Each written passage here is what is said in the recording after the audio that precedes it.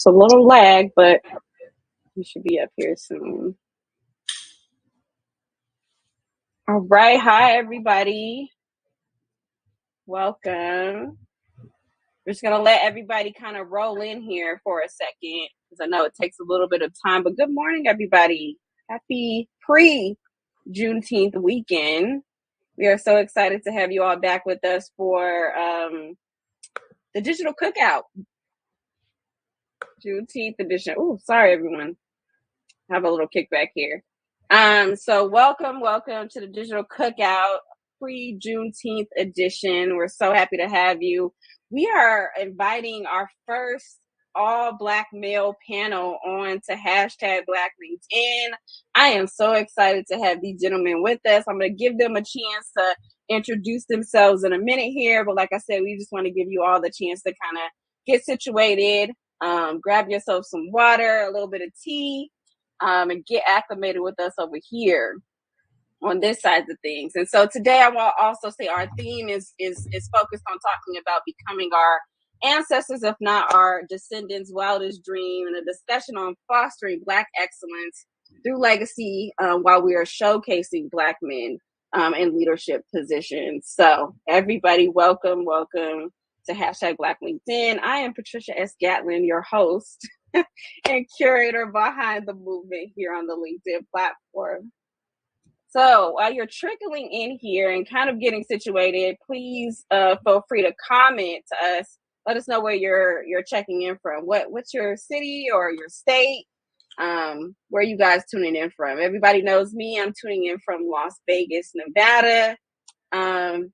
Everybody on the panel, if you feel free, if you want to chime in and let them know kind of what your city or state that you're tuning in from. Yeah, DJ Johnson, San Diego, California. Hi, Jeremy Neal, San Antonio, Texas. We got Texas. Chris Sutton here from Raleigh, North Carolina. Raleigh in the building. We got Stuart Jackson from Denver, Colorado. Right. Dr. Joseph, currently in Middletown, Connecticut. From Connecticut. Welcome, everybody. Again, we're so happy to have you all here. I want to thank you so much for attending. And if you are watching live, please go ahead and chat Team Live. And if you are watching from Team Replay, let us know in the chat as well. Give us a shout out with hashtag Team Replay. We really, really do appreciate people circling back and watching our panel today. So we're going to get right into it. Again, we're really excited to have you here. We're really excited to have this discussion. Again, I'm representing Team hashtag Black LinkedIn, where we are amplifying Black, Brown, and cultured voices on and off the platform. We hope that one day we can all come together to do a real cookout with our LinkedIn cousins. But until then, we are here in this virtual space to have an open kiki with you all. So welcome. Glad to have you. At this point, I want to take the time to allow our guests to kind of introduce themselves. Please tell us your name. Let us know your current professional title, the industry that you're in, and maybe even how many years of leadership experience that you have. So whoever wants to go first, please feel free to kick it off. I'll tee it up again. So DJ Johnson, currently a director of data and AI sales over at Microsoft. Also of a CEO and founder of my own nonprofit, iTech. Leadership skills right around going on 6 years now, and I work in cloud computing. Thank you. Nice to have you. Who's up next? So maybe we have to call somebody out here. I'll go. So I'm Chris Sutton. I am currently the VP of Cloud Alliances at eMids, which is a IT services, a global IT services firm. I'm also co-founder of BlackAmericanHistory.org, which is the world's largest Black history timeline. And I've been in the industry for about 11 years now, and been in leadership for about four of those years. Awesome. All right, Next, everybody. Stuart. I'm Jeremy Neal. I am, again, currently in San Antonio, Texas. Currently, I'm a procurement associate for Optimal Ticketing. I also am co-founder of Untapped Recruiting LLC and the co-host of the Untapped podcast, where we talk and have discussions about DEI in the workplace. I have over 20 years of professional experience, whether it's in tech or business services. Awesome. Thank you, Jeremy. Stuart Jackson, like I said, in Denver, Colorado. I'm currently a customer success manager at Simpro Software. It's a global field management software company. I'm also the co-founder of BlackAmericanHistory.org as well, along with Chris. And I've had about 16 years worth of professional experience dealing with project management and tech software and leadership. About 6 years worth of leadership in tech. Thank you. Last but not least, the Honorable Dr. Joseph. Hi, everyone. Dr. Joseph J. Burt-Miller Jr. I'm a cybersecurity directorate division chief with the NSA. I've had, I'd say, about maybe 3 years unprofessional leadership experience. And professional experience, I'd say about, what is this, June, maybe a month and a half. So happy to be here with you all. Awesome. Great. Well, there's so much experience floating around in the room. We can't wait to touch base on some of that experience. But for right now, as you know, if you don't know, there's a couple of things going on this month. But of course, it's Black American Music Appreciation Month. And so I want to know, what are you guys listening to? What are you listening to at the moment? Give me a name of a song or an artist who's coming top of your playlist at the moment. Anybody want to throw it out there? Currently, because of what happened, as we all know, with the whole beef situation and hip hop and everything, I've been stuck on Kendrick Lamar right now. It's okay. He's got that Not Like Us, but even that one being the banger, I've been listening to Euphoria a lot lately. I can't get it off my mind. I don't know why it's stuck, but that's currently where I'm at. All right, I feel that. I feel it. Anybody else want to give? I have to back that up. Not Like Us is definitely going hard on my Spotify playlist right now. So you can't get away from it. It doesn't matter where you go. You can't get away from it. I got a 4-year-old daughter. She sings the song now when it comes on. It's crazy. But I was always a big Kendrick Lamar fan, so I'd already been listening to a lot of Kendrick. It's actually probably my favorite artist at this point. But I'm also, I don't know, lately I've been listening to a lot of Damian Marley, a lot of Bob Marley. I don't know where it came from, but I've been listening to that a lot. And I've also been going back to this guy called Sam Henshaw, who is kind of like, who is Sam Henshaw like? I don't know. You just have to go and you have to Google it. Yeah, it's like, hey, we're gonna throw it up on our Spotify playlist. If you guys don't know, #BlackLinkedIn does have a Spotify playlist, so hopefully we can get that up there, Chris, so they can listen. Anybody else want to give an artist they're listening to? For me, it's not even an artist. I'm listening to probably a variety of 70s to 2000s R&B. That's just me, all day, every day. That's my vibe music. Right. I get it. Hey, I'm in my worship moment, so we are heavy over here in our spirituals. We're listening to things like Shirley Caesar and Tasha Cobb and just recalibrating ourselves over here because, God don't play about me and I don't play about him. So, well, I teeter over to, the Kendrick side, but how LA girl, what am I going to do? But I do have Drake in rotation. I'm heavy on the Rick Ross too, being by way of Miami and family down there. So we do not discriminate. Even J. Cole can get into this. Okay.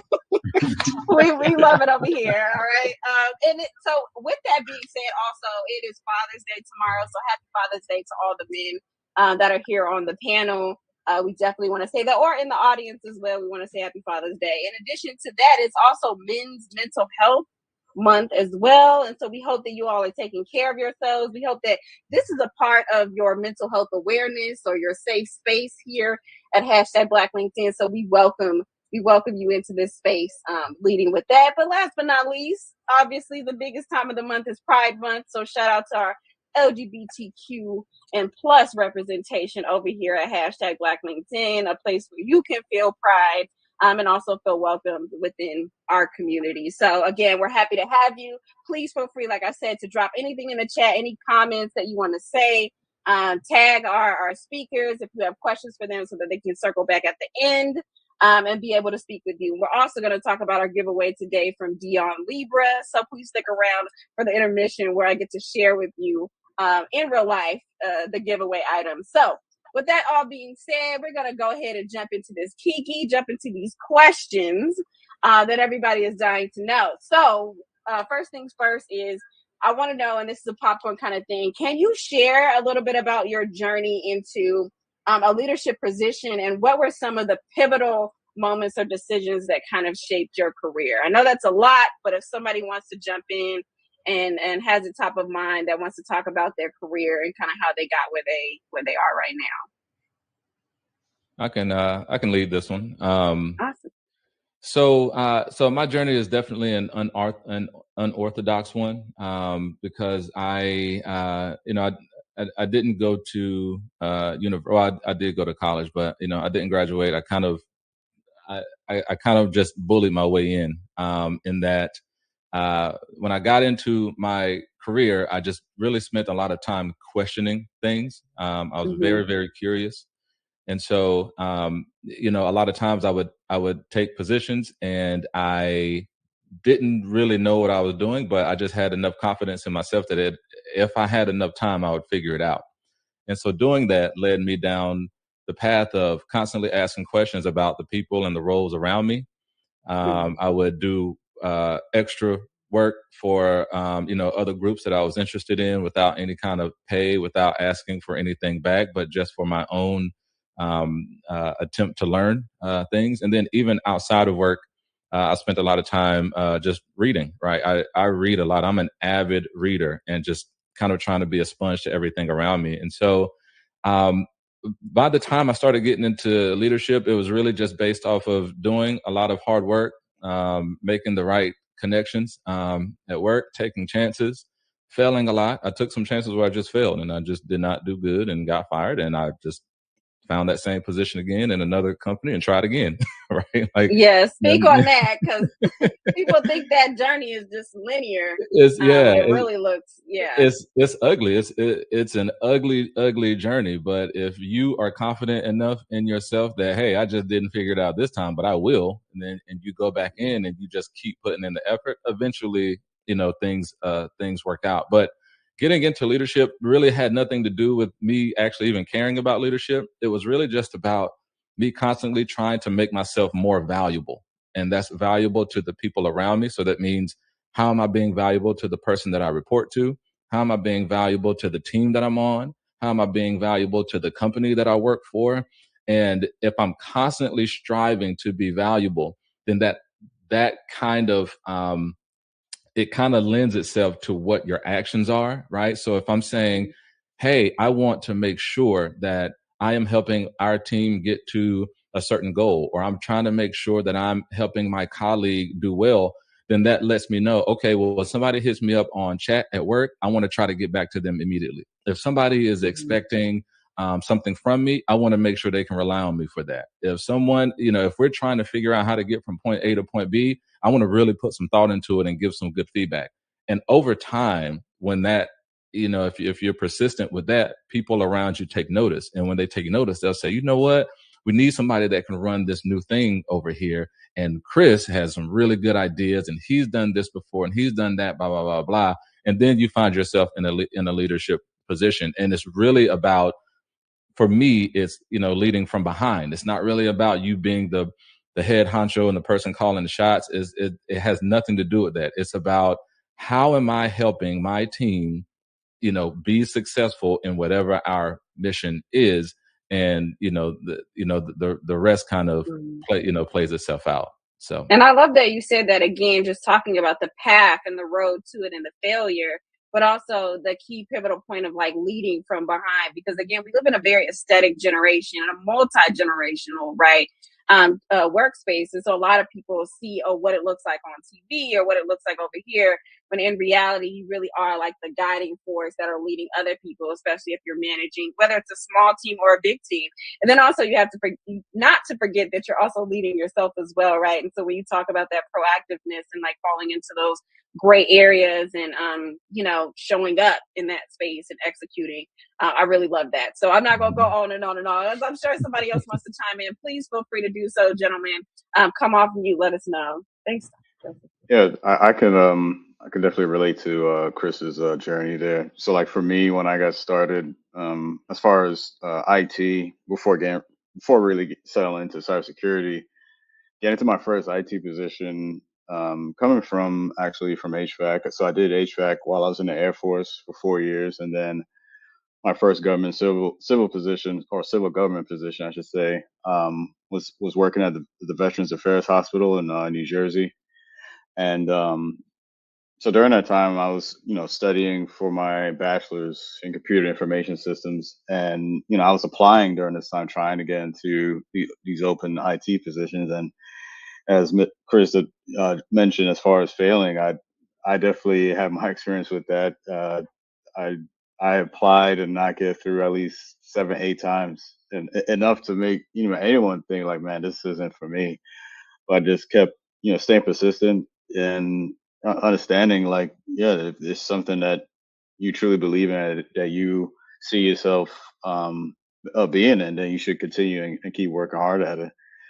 And also, with that said, it makes you appreciate it more, because once I finally did get in, I'm like I said, I knew how much it took to get to that point, and it's not something that someone just gave to me or thrown at me. So when it comes to work now, I mean, I'm ready to go. Like, I'm ready to learn and absorb everything, because I knew getting to that point was not easy. So I'm not going to take it for granted. And as my career has gone on, I've bounced around quite a bit.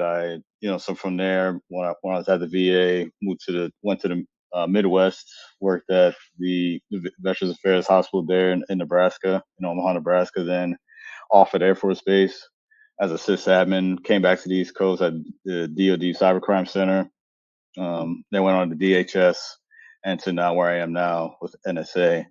And just looking back at my career up to this point, I've had, when talking in terms of leadership, I've had my experience of both good and bad leadership, and I understand how it made me feel. Like, how did it motivate me or not motivate me? Because so, for example, I've had unfavorable leadership. I'll say, when that clock hits 3 o'clock, I stop work. I'm done. I'm ready to get out of there.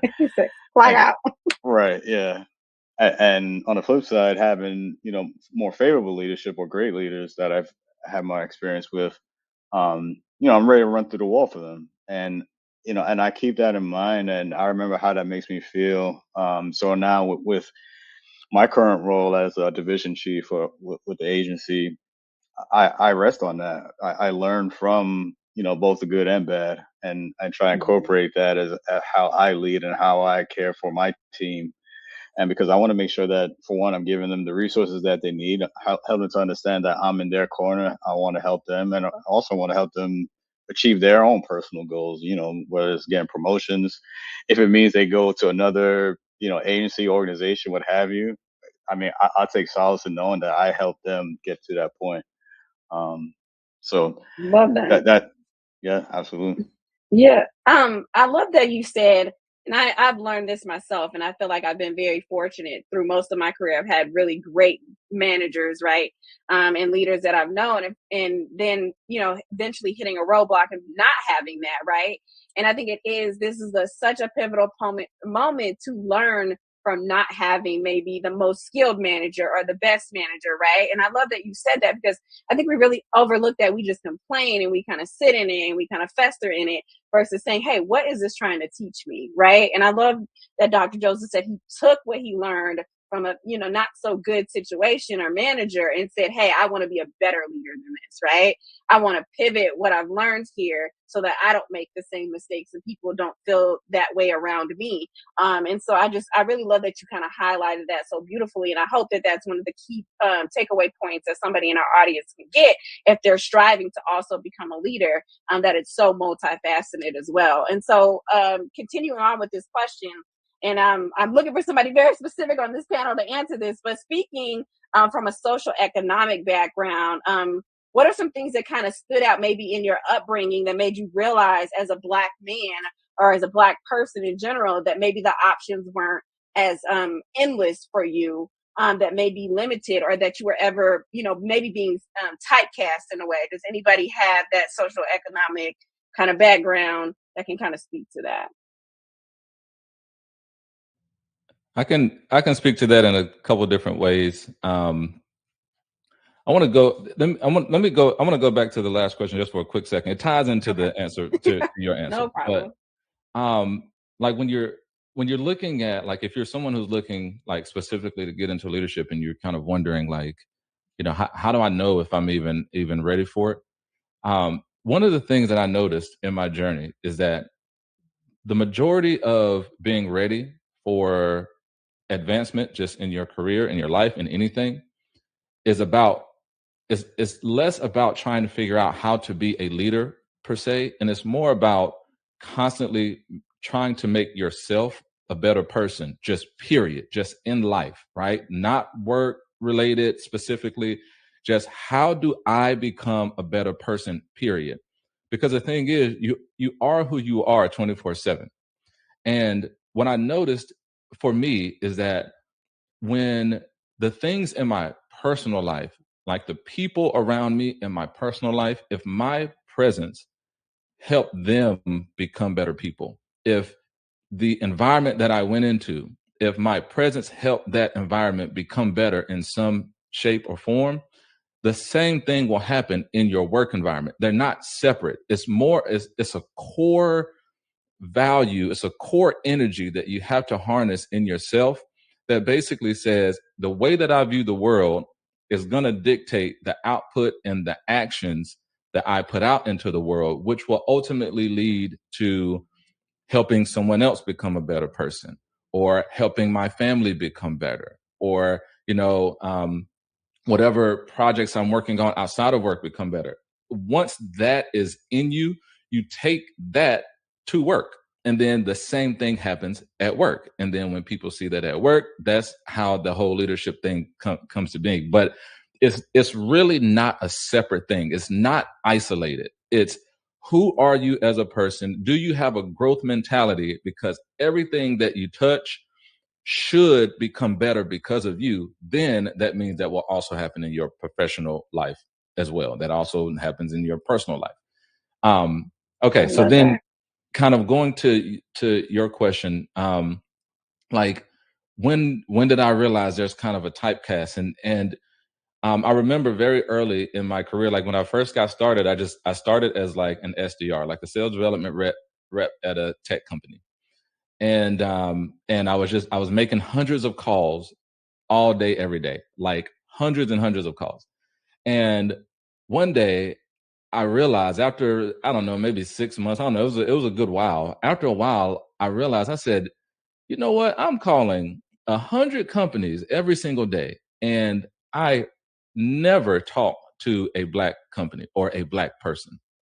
And then I started to kind of look around me at this large tech company that I'm at, and I'm like, you know what? There are also not a lot of Black people in here either, right? And it kind of triggered something, because then at the time, I knew that eventually I wanted to start something. I knew eventually that I wanted to kind of go on my own path and my own journey, but I had to figure out, I couldn't accept that I couldn't really find too many other Black people in leadership positions or in positions that I'm trying to get to.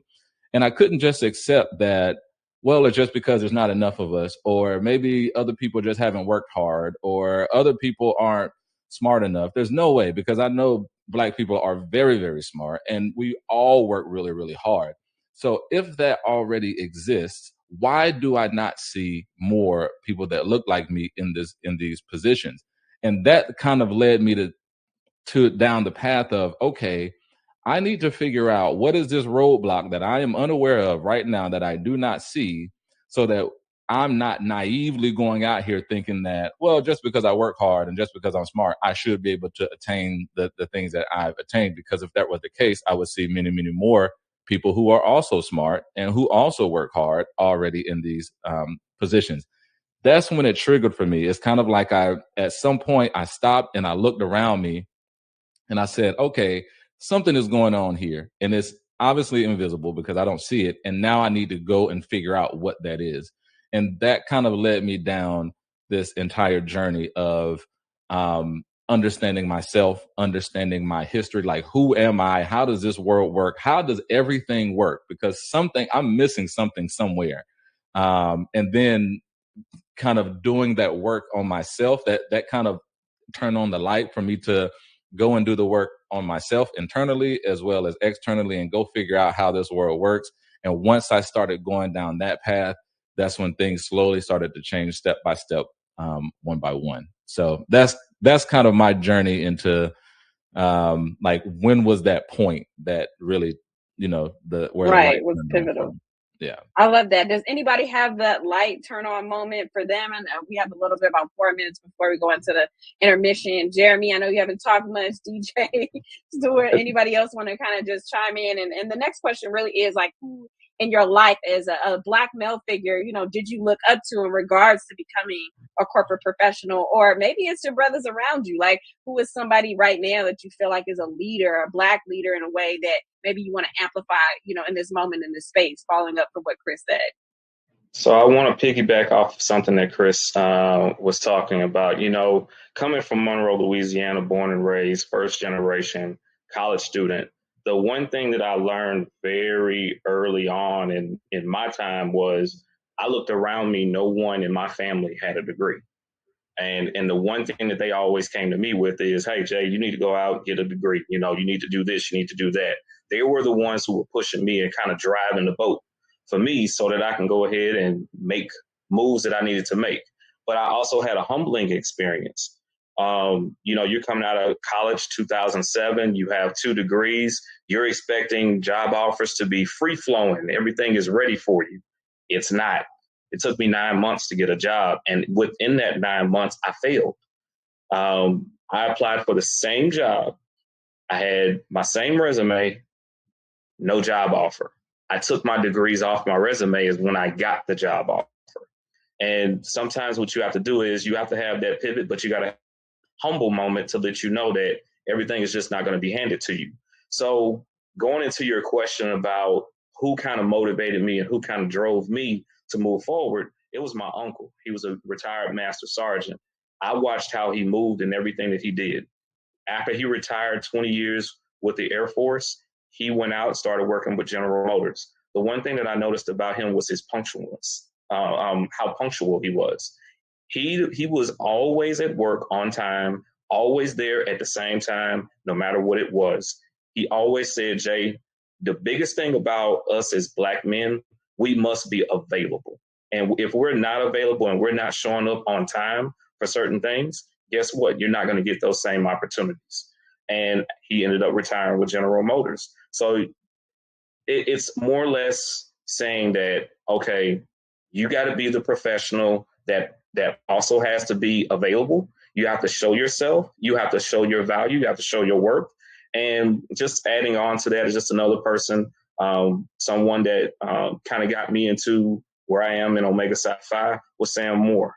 He was my guidance counselor. And when I was in high school, always pushed me, always drove me, always said, hey, Jay, the way that you become better is through your education, but also give people and show people your skill sets.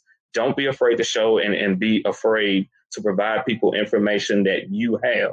And it made me a better manager in my time in corporate America because I was able to share those same ideas, those same concepts to so many other different people, no matter what their age group was, no matter what their gender was, no matter what their race was. They always came to me and said, okay, this 30-something-year-old dude right here, I might be in my 50s, but guess what? He knows this, and this. So I'm going to take time to listen to him. So that's how you become a leader. Sometimes you have to be that person to take that step back, have some humility, and then watch how it comes out. I love that you said that. Having humility is super important. And thank you to our service members. I am from a family of military persons, so I want to thank you all for their service. And also outside of the military, obviously, as a civilian, your service continues. And so we appreciate that. And I loved having that conversation because I wanted to showcase that Black men or men in general are helping other men. They are showing up for you guys in this space. If you are, like you said, be punctual, be on time, be available, be receptive to the mentorship that is out there for you. And it might not look like you. I know we'll probably get into that question after the intermission session because we definitely want to hear from DJ. But right now, we're going to take just about maybe 4 minutes or so. Hopefully, you guys will come back on. But I'm going to share our sponsor today for this intercession, and then we'll come back and we're going to dive into our DEI question. We're also going to ask you guys, what is your kind of leadership philosophy that you can share with our audience? So again, we're just going to take a quick little intermission. You guys feel free to turn off your cameras or hop off for a quick second as I go ahead and jump right into our sponsor for today's event. All right, everybody, welcome to our intermission section. If you don't know, we're doing a giveaway today from Dion Libra. They are a wellness business. They're LGBTQ, Black woman owned, Black woman operated. And so we are so thankful today that they actually provided us with this giveaway item, which is absolutely gorgeous. It is handcrafted. I'm sorry if you guys can't see it. It's a handcrafted mug. It's ceramic. It's absolutely gorgeous. Has their logo here on the bottom. So we will be shipping that out to all of those who are attending our event today.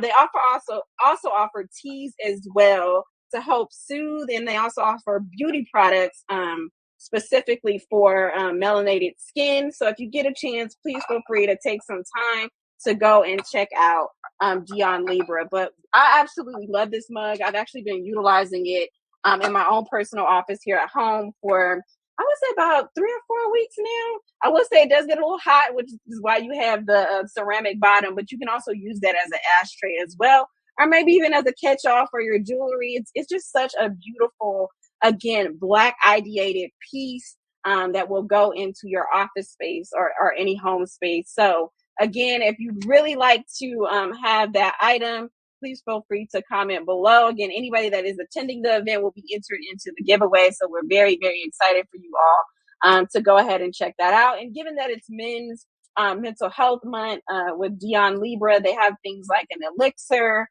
again, body items, scrubs, all things of that nature. So please feel free to head over to, again, Dion, DEON, Libra, LIBRA.com, and support Black owned. We are so big here at #BlackLinkedIn about amplifying Black, brown, and culture voices, but especially small businesses like Dion Libra. They are so great. They have a wonderful customer service over there. And so please go check out their website. They also have a blog where I think they give away, where they talk about recipes and things of that nature as well, and just healthy living. And so we want that for everyone here at #BlackLinkedIn. So we do want you guys to go over there and check that out and see what they have to offer. So again, shout out to Dion Libra, Black owned LGBTQ plus company that does things in regards to health and wellness. All right.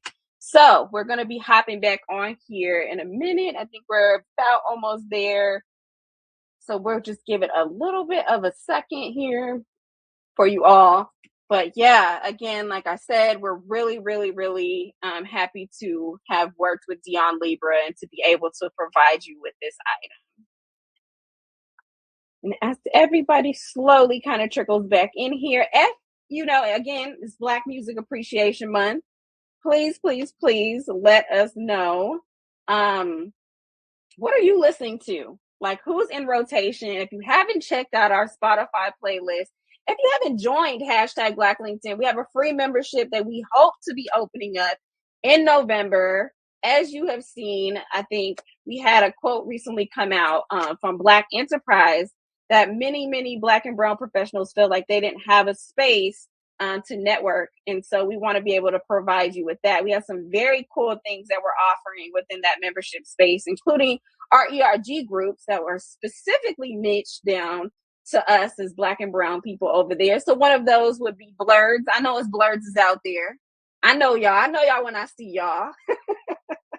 So we have a space for you off in there for our Blurds. We also are going to have space for obviously our immigrants and so forth and so on, our caregivers, being mothers and fathers, our veterans. Come on now, we got to have a space for y'all off in there as well. And so we hope that with our third-party vendors, we're able to bring you guys some career development, professional, and even personal development.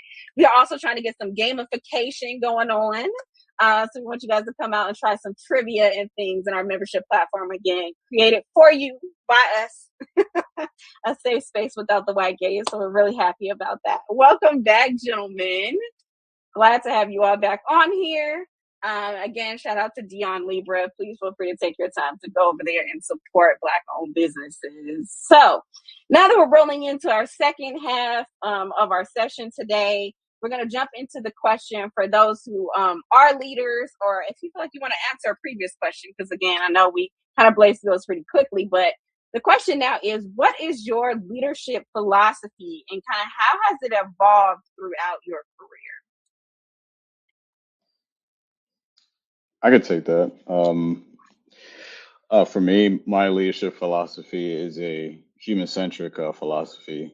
When it comes to leadership for me, and I always kind of relate things to sports. I feel cybersecurity and sports are pretty similar in a way that, so looking at from perspective of a basketball coach's job is to try, get in the team, 15 guys on the team, they're all coming from different races, backgrounds, philosophies, what have you, to buy in to the coach's plan and vision, for that one common goal, and and that's to win a championship. And I think when you're looking at cybersecurity and cybersecurity teams, I don't think it's that much different.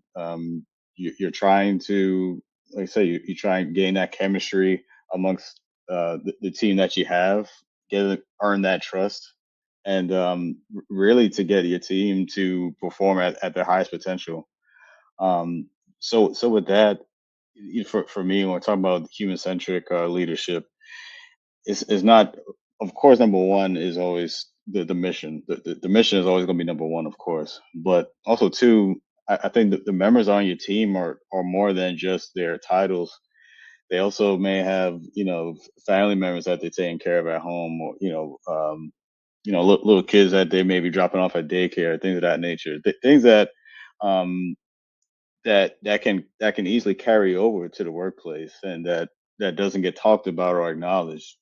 And I think we just have to recognize, remember that each member on your team, they're a whole human. They're human as well. Like they go through things just as you. And sometimes when you try and develop that chemistry, which helps to really create that bond within your team, is get to know them outside of the workplace. Get to know them. Say, hey, like, what are some of your interests? Let's, try to create that bond. With your team. So one of the things that I did in my, I guess, first actions, one of my first actions as chief, was we had our first quote unquote meet and greet with the team. Given the fact that everyone was meeting, most of the team members didn't quite know each other. Some did know each other already, but for the most part, not everyone knew each other. So I wanted to have a opportunity for everyone to get to know each other. And also we did it not within the work walls. We did it off site. We went to a nice restaurant nearby, and it allowed everyone to let down the proverbial hair down, and just be able to relax, be in a relaxed environment, and allowed everyone to really interact and really get to know each other. And also it helped me to learn a lot about my team, and vice versa, for them to know about me, and also just everyone else, their teammates as well, like just knowing things outside of the job titles and responsibilities. I learned about one member. He's big into golf. And I even noticed when he walked in, he had on a golf T-shirt on. So I was like, okay, he must have a tea time after this. But no, but I think that's cool. And I think that's part of it, is learn about your team, just learn the whole human, not just the job titles and responsibilities that they have. But when you establish that chemistry, you create that foundation now with your team. And then when it comes to the work now, it makes it that much easier to execute. It makes it that much easier to know and say, hey, I can rely on him. I can rely on her, and it creates that strong bond that'll help you. And also set example, even maybe for those look from the outside in and say, hey man, I like what that division is doing. I want to join that team. I like how together they are. And and that's Right, my that vision. synergy. I want my division to be the top one in the agency. Right. I love that you said that. 'Cause getting to know a team as a leader myself and who has led, I realized like I really emphasize on getting to know what they enjoy doing very, very well, and then the things that they don't do very well, right? And then ushering in, okay, what you don't do well, how can I make that easier for you? How can I integrate you into that to make that a little bit softer, a softer space to land. So that's kind of leader that I like to be. I really like to analyze the people on my team. And I really like to play up their strengths, right? And then when it's hard, it's a team effort, and I'm not pushing so much on the individual foundation of them doing something until they're comfortable with it enough and it's no longer problematic for them. So just want to throw a little bit of my leadership out there. But anybody else want to answer that question before we dive into the next one? Yeah. Okay, go ahead. Yeah. Just really quick, just mine is pretty much piggybacking off what Dr. Joseph was saying, right? You still have to have that human touch. I go for more like the strategic, where it's more so you have that high level objective overview, but then you're also kind of giving that guidance and structure to that team.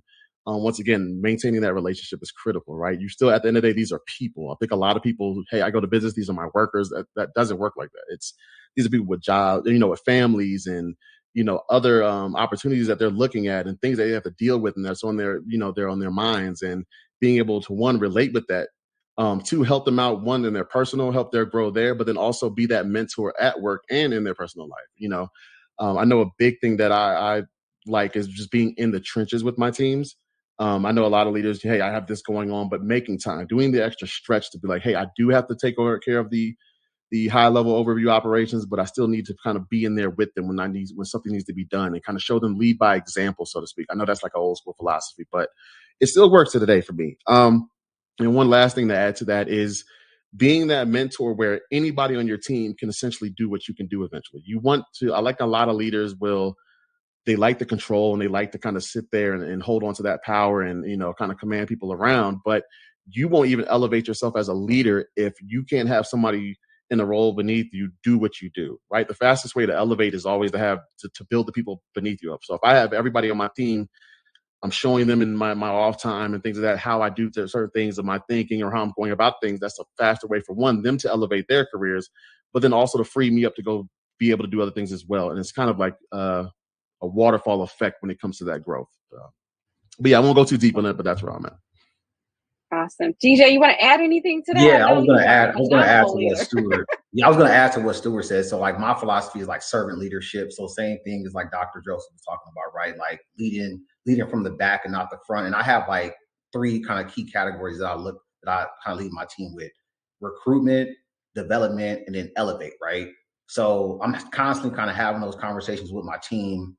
And to Dr. Joseph's point, right? Like a big part of that is development, could be professional and like life development, right? So like having that like line of communication and letting people know that like, hey, I've been where you've been at. If you want to go where I want you to go, we got to start having that elevating conversation as well. So I'm a firm believer in that servant leadership as well.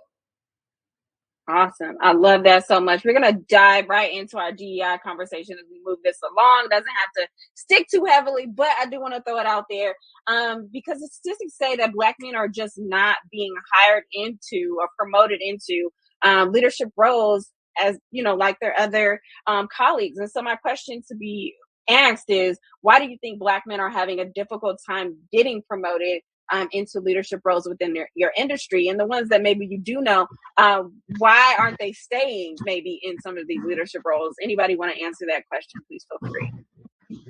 Negative stereotypes. Yeah, we are in a world of it's so stereotypical. about certain things that, about Black men. If we're too loud in the room, it's a problem. If we're too quiet in the room, it's a problem.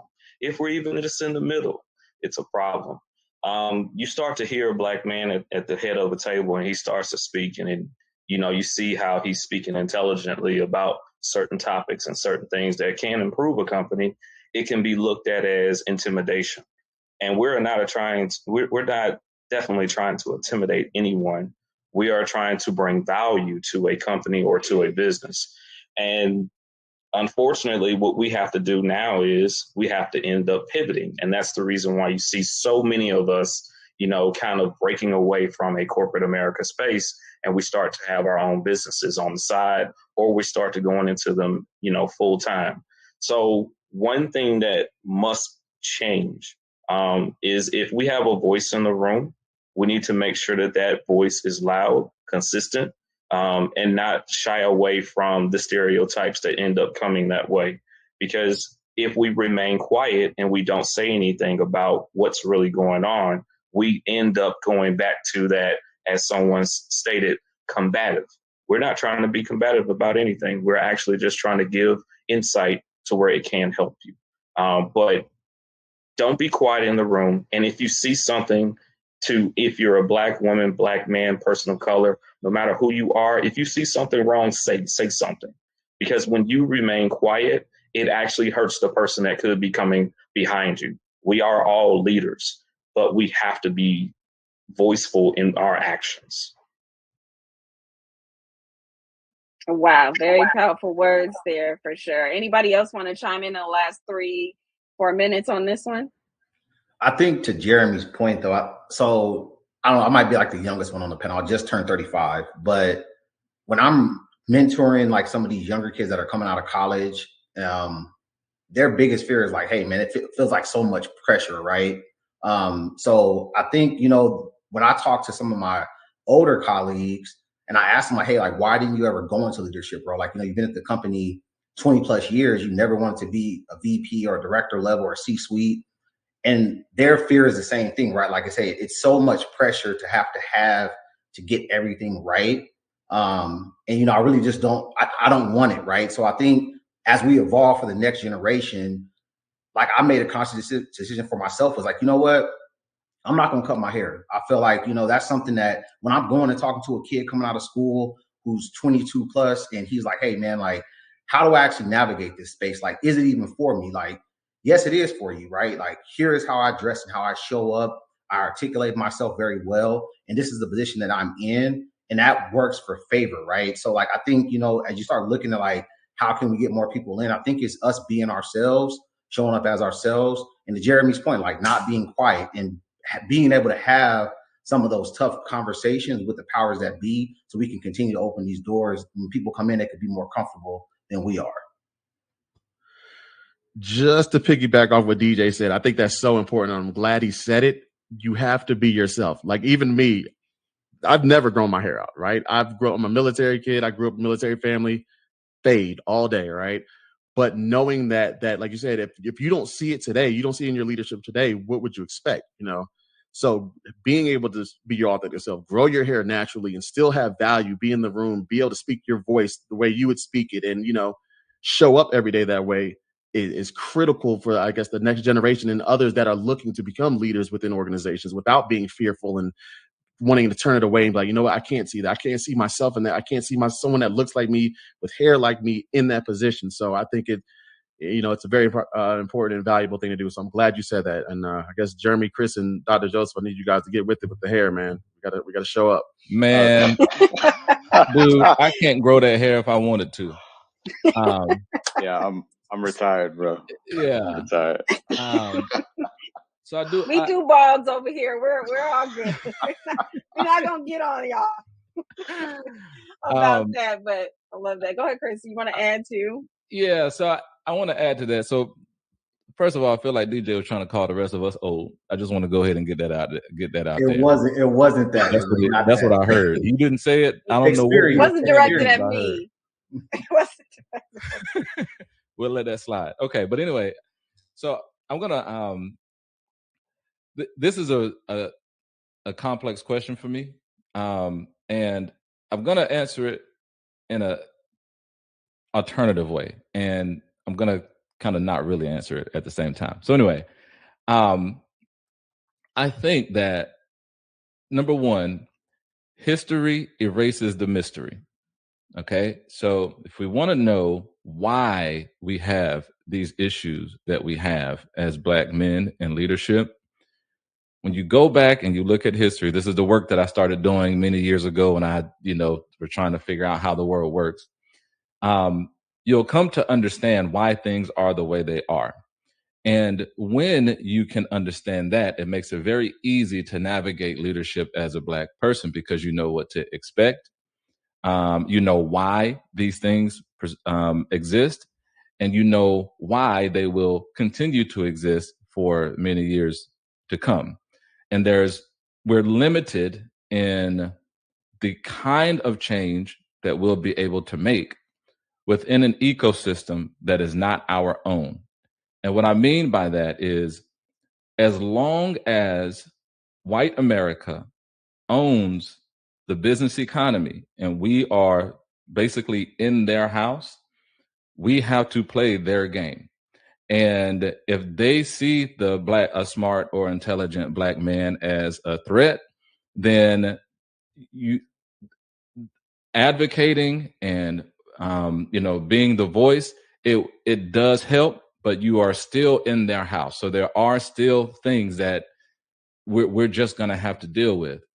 The way that we can make sure that we do not have to deal with the DEI issues or the troubles with being promoted within these organizations is if Black America has their own economic base. If we have our own business system and our own business structure. Right now, we cannot go, or for the most part, we can't really go to a Black-owned company within a Black-owned ecosystem and interview and get jobs and live good lives. Right now, we basically have to rely on white America's business ecosystem. Therefore, we have to be in their house and play by their rules. I'm saying it kind of quote unquote.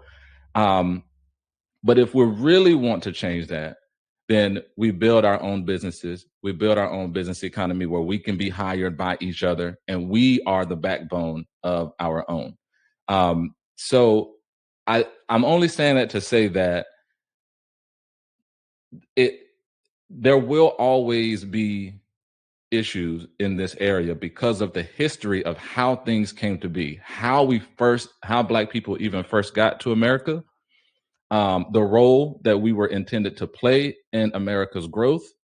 And then as society continues to mature and businesses continue to grow, as long as we do rely on, the white American business economy for our well-being and for how we provide for our families, there are things that, we will have to do as long as we are in their house. And that's just it. We'll and I say that to say kind of to Jeremy's point earlier when he was like, if you're, smart and intelligent, you're going to be viewed as a threat.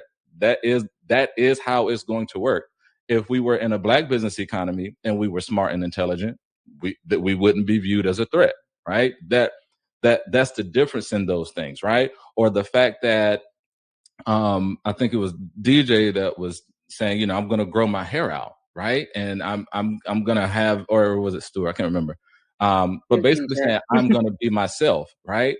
Well, the only reason that we didn't, where it would even come into question about us being ourselves is because, again, we are in the white American business system, which has their own rules, kind of invisible rules for what is acceptable from Black people. If we had our own business economy where we were hired by Black companies who understood who we were already, that wouldn't even come into question because showing up the way we are would already be accepted. You see what I'm saying? Right. So, okay, can I pivot that for a second? Because I know we're coming down towards the end here. And I feel like it leads into the last segment of the question, right? Becoming your descendants, wildest dreams. Can you all each or individually talk about how you're doing that? I know you guys are all working on individual projects. That's how I've come to get to know all of you as my LinkedIn cousins, but my brothers out there in the professional corporate spaces. So real quick, DJ, can you go and talk a little bit about your business as well? And then we'll just kind of popcorn it from there. Yeah, it's interesting because what Chris just alluded to is kind of why I started iTech, right? So iTech is essentially a nonprofit organization that solely focuses on STEM. So you start looking at diversity and inclusion and the numbers of like how many of us are in the room and where we're working at. When you start talking about inner city youth, we don't know anything about technology. Like, and it's crazy because these kids now, they can get on tablets, they can go on YouTube. So they're way smarter than we were, but you start looking at the pipeline that's coming up, there's just not enough of us that are focused on like the computer science field. But as far as like me on my journey, kind of like what prompted me to, I guess, be my ancestors' like wildest dreams, I didn't have anyone I can go to. Like I went to like a lot of people via LinkedIn that looked like me that were in leadership positions and they were non-responsive, right? So I think that's another reason why like I'm doing what I'm doing today is because like I don't ever want to be one of those people that quote unquote climb the ladder and I don't know where my journey is going to take me, but I always want to make sure I'm reaching back and being accessible because when you start talking about how we can change things and develop in Black ecosystem, it's hard to touch what you can't see. And I feel like too many of us, we get out of where we come from. And by no means am I telling people to go back, but you know, if you're working in technology and you're not actively talking to people who look like yourself and telling them like, hey, you don't have to dribble a basketball or pick up a mic to make a lot of money. It doesn't have to be about money, right? But to have a wealthy career and take care of your family and create the term generational wealth, all of that stuff is right at your fingertips working in technology. And to Chris's point, we can't create an ecosystem. We don't have the infrastructure. Like we don't have enough engineers, DevOps people. I don't even want to get into you start talking about programmers. Like we're just limited with that. So something for me is when I was thinking about what I wanted to do and like my legacy and how I was going to leave, I was going to say, you know what, I'm going to try to bring as many people as I can, give as much resources as I can possible, and create a pipeline for when I'm long and gone. At least I maybe help uptick it to from 3% to 6%, right? Like that, and that's all I wanted to do at the end of the day when it was all said and done. Awesome. Anybody else want to talk about their endeavors? I know Chris touched a little bit about what he's doing at Black History Org, but yeah, I'll be quick. BlackAmericanHistory.org is the world's largest Black history timeline, and we built this so that history can erase the mystery. We actually have a newsletter. If you go to BlackAmericanHistory.org/newsletter, we have a newsletter that actually explains all of these things that we're talking about. Because once you understand it, it opens your eyes to, oh, now I see why things are the way they are. So I would definitely encourage anyone to go to BlackAmericanHistory.org, sign up for the newsletter. There's a lot of stuff on the timeline as well. Many things that you didn't know. We also on Juneteenth we have a webinar. It's kind of like a TV show. It's an online experience coming up next Wednesday, June 19th, on Juneteenth at 7:00 p.m. Eastern Standard Time. Definitely, it's going to be great. So. Love it. Thank you. Jeremy? Untaprecruiting.com. You will be able to find me. I'm usually doing a podcast here and there talking about DEI in the workplace and giving people an opportunity to share their stories, which is very important. We're kind of delving out to starting to talk about sports conversations as well. You'll find me on LinkedIn. Anyone that knows me, Social Saturdays, I tag a lot of professionals weekly into posts to where they can go ahead and start having, networking conversations. I believe that if you don't bring everybody together, how are you supposed to be successful? Last thing that I'll say is that to anyone that's out there, if you're trying to stop playing the game, if you don't want to play the game anymore, the only way that you can do that is getting with people and starting to collaborate with individuals. That's how you stop playing the game. Otherwise, you'll continue to be playing the game and you'll be basically played like a fiddle. Love that. Thank you so much. I'll just add real fast. Co-founder of the Cyber Coffee Hour podcast, where we prioritize, our brothers and sisters that have dealt with gatekeeping, racism, what have you, as we try and enter the cybersecurity space. Just want to give a platform for those who are going through those struggles that are just unheard, just going unheard, ignored, or what have you. And just allow them to also to really showcase their talents. There's a lot of talented people, trying to get into, the space, and they're just not being looked at, not getting that recognition I believe that they deserve. So we have that, also just having just great. So we do that by the platform of having coffee chats, coffee discussions, but again, it's given my guests that space to really big up themselves. Let's talk about what they've done, the amazing things, their talents, and allow them to really shine. Because I think when just looking at the whole landscape of cybersecurity podcasting, there's a lot of those folks that are on there don't look like us, and I know we have a lot of talented people within this space, within cybersecurity, that are doing amazing things, and they're just not getting that recognition. So kind of want to just try to recognizing that gap, trying to fill that, like I said, with the guests that we have, and the issues, the topics that we discuss. We want to help try to bridge that. So that's part of my big motivation for me. All right. Well, thank all of you gentlemen for coming on. We really do appreciate you. We hope that you guys will go connect with them, connect with their businesses and how they are developing things out. We hope that this serves, again, as a resource for you. If you're team live or team replay, that you come back and you share this as well. Share it with a brother that you know that might be trying to excel in a leadership position, or again, trying to exemplify themselves in that kind of way. So we thank you all for hanging out with us today. We're super hyped for you to come. Again, join us at #BlackLinkedIn. Use the hashtag itself so that you guys can connect and grow with each other. But until next time, stay Black, stay motivated, and also stay